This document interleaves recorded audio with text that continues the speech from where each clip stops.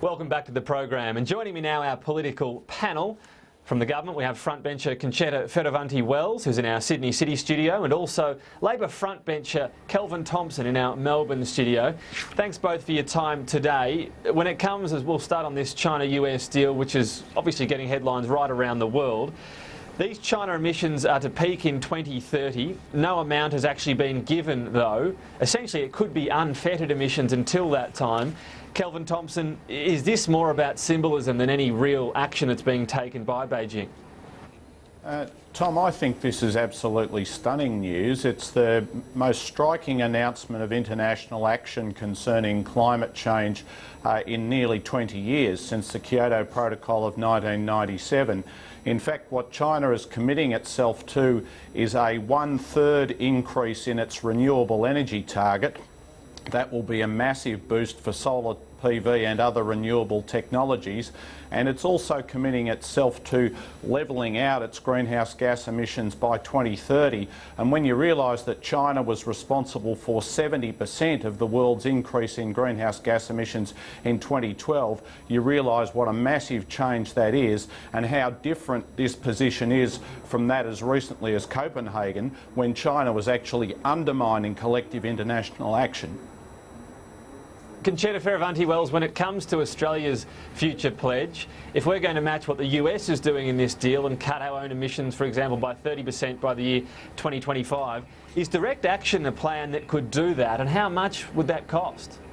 Look, can I just firstly say that, as the Foreign Minister has said, we have been urging China and the US to come to some form of agreement and to indicate to the world its position ahead of the Paris conference next year. So this announcement is a very, very welcome one.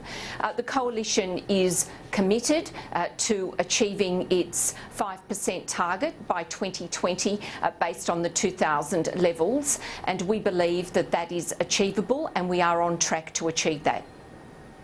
Right, but that's going to cost $3 billion. So if we accept some rough maths and times that by 6 to get to 30%, if you can do that, assuming the emissions are as cheap that level, which you'd think they probably wouldn't be, that would be at least $18 billion, again, of taxpayer money to get to the next level. Well, as Minister Hunt has indicated, we have committed and budgeted for direct action in the budget, and we believe that we will be on track to meet our commitments in accordance with the monies that have been budgeted.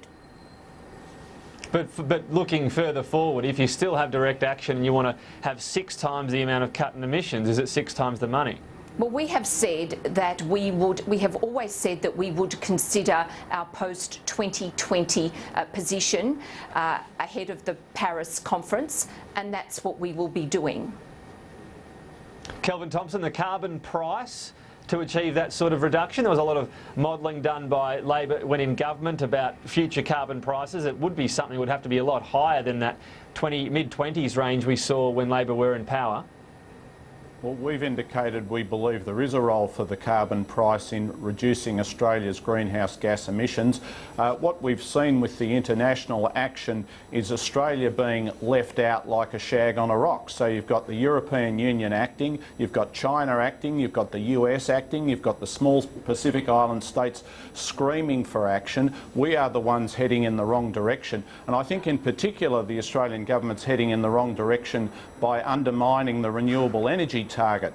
I believe the renewable energy target has a great capacity to enable Australia to meet serious climate change emission reductions. It enables us to meet serious targets, and we should support it.